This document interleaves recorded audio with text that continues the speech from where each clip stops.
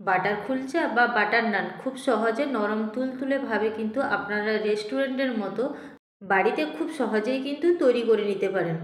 তো আজকের recipe butter kulcha বা বাটার নান। তো পাশে থেকে পুরো ভিডিওটি দেখার অনুরোধ রইল। নমস্কার, আজকের রেসিপি বাটার নান বা বাটার কুলচা। এই বাটার নান বা বাটার কুলচা বানানোর জন্য ময়দার ডো প্রথমে তৈরি করে নিতে হবে। আর এই ময়দা মাখার জন্য প্রথমে ময়দাতে দিয়ে দিতে হবে স্বাদ মতন লবণ এবং স্বাদ মতো চিনি এবং পরিমাণ মতন ইস্ট এবং বাটার দিয়ে ভালোভাবে কিন্তু মেখে নিতে হবে অল্প জল দিয়ে। এরপরে 1 ঘন্টার মতো রেস্টে রেখে দিতে হবে। এই বাটার নান বা কুলচা বানানোর জন্য ময়দার ডো কিন্তু নরম রাখতে হবে, এখানে কিন্তু বেশি শক্ত করে রাখা যাবে না। 1 ঘন্টার পর ময়দা থেকে কিন্তু এই লেচিগুলো কেটে নিতে হবে। একটা লেচি নিয়ে এইভাবে হাতের সাহায্যে কিন্তু দেখুন কুলচা বা নান রুটি তৈরি করে নেব। এরপরে এর উপরে দিয়ে দিচ্ছি কুচিয়ে রাখা ধনেপাতা এবং পরিমাণ মতন কালো জিরে। এতে করে কিন্তু দেখতেও ভালো লাগে, আর যেহেতু বাটার কুলচা বানাচ্ছি সেই জন্য এইভাবে কিন্তু আমি দিয়ে দিচ্ছি। ধনেপাতা ও কালো জিরে দেওয়ার পর আমি এবার ভালোভাবে বেলে নেব।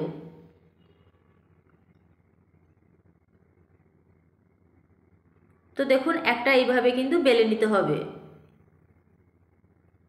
আরও একটা তৈরি করে দেখাচ্ছি। এই টিফিন রেসিপি কিন্তু আপনারা টিফিন কিংবা ডিনারে কিন্তু পরিবেশন করে নিতে পারেন। তো দেখুন এইভাবে আমি আরও একটা লেচি নিয়ে এইভাবে হাতের সাহায্যে ভালোভাবে চেপে চেপে কিন্তু লম্বাটে একটা শেপ দিয়ে কুলচা রুটি তৈরি করে নেব। হাতের সাহায্যে দেখুন খুব সুন্দর একটা রুটি তৈরি হয়ে গেছে। আর এই নান রুটি কিন্তু এইভাবে হাত দিয়ে লম্বাটে শেপ দিয়ে তৈরি করে নেব। এই নান রুটি বানানোর পর এবার দিয়ে দিচ্ছি ধনেপাতা কুচি।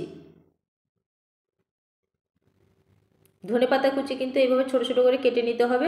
এরপরে দিয়ে দিচ্ছি কালো জিরে। কালো জিরে দেওয়ার পর আমি এইভাবে বেলে নেব। আর এই বাটার কুলচা কিন্তু একদম পাতলা করে তৈরি করা যাবে না, অনেকটা কিন্তু মোটা রাখতে হবে। এতে করে দেখুন কতটা মোটা আছে, আর এতে করে কিন্তু রুটিটা ভালোভাবে ফুলবে এবং সফট হবে। তো দেখুন আমার সমস্ত রুটি তৈরি হয়ে গেছে। এবার আমি নান রুটি তৈরি করে নেব। আর এই নান রুটি কিন্তু বেলে 1 ঘন্টার জন্য আবারও রেখে দিতে হবে। আমি 1 ঘন্টা রেখে দিয়েছিলাম। 1 ঘন্টা পর কড়া গরম করে আমি এই নান রুটিগুলো কিন্তু তৈরি করে নেব। এই নান রুটি দেওয়ার পর কিন্তু অল্প জল দিয়ে কিছুক্ষণের জন্য ঢাকনা দিয়ে রেখে দেবো। এরপর আবার ঢাকনা খুলে উল্টে দেবো। এইভাবে উল্টে পাল্টে বাটার কুলচাগুলো কিন্তু তৈরি করে নিতে হবে। আর এখানে কিন্তু অবশ্যই মনে রাখতে হবে গ্যাসের ফ্লেম একদম স্লোতে রেখে রান্না করে নিতে হবে। এরপরে আমি দিয়ে দিচ্ছি বাটার। যেহেতু এখানে বাটার কুলচা বানাচ্ছি সেই জন্য বাটার দিয়ে দিচ্ছি। এখানে আপনারা বাটারের পরিবর্তে কিন্তু ঘিও ব্যবহার করতে পারেন। আর যারা ডায়েট করেন কিন্তু এই ঘি বাটার তেল কিন্তু সমস্ত কিছু বাদ দিয়ে আপনারা শুধু জল দিয়েই কিন্তু তৈরি করে নিতে পারেন। খুব সহজেই কিন্তু উল্টে পাল্টে আপনারা এই রুটিগুলো তৈরি করে নিতে পারেন। খুব সহজেই কিন্তু তৈরি হয়ে যায়। তো দেখুন আমি একটা বাটার কুলচা কিন্তু এভাবে তৈরি করে নিয়েছি। আমি এখানে বাটার দিয়ে তৈরি করে নিয়েছি।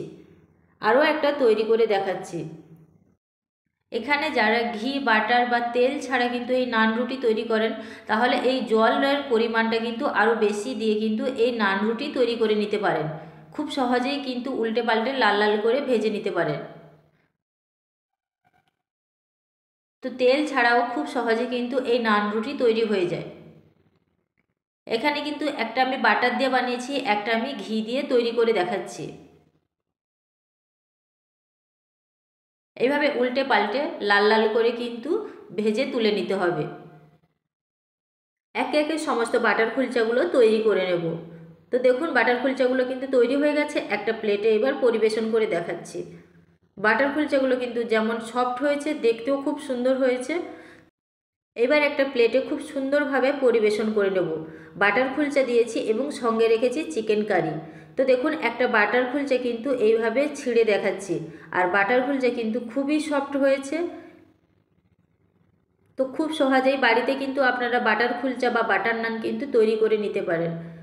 এই নরম তুলতুলে বাটার কুলচা বা বাটার নান বাড়িতে কিন্তু খুব সহজেই তৈরি করে নিতে পারেন। আর এই রেসিপিটি যদি আপনাদের কাছে ভালো লেগে থাকে অবশ্যই লাইক করে পাশে থাকবেন এবং কমেন্ট করে জানাবেন রেসিপিটি কেমন হয়েছে।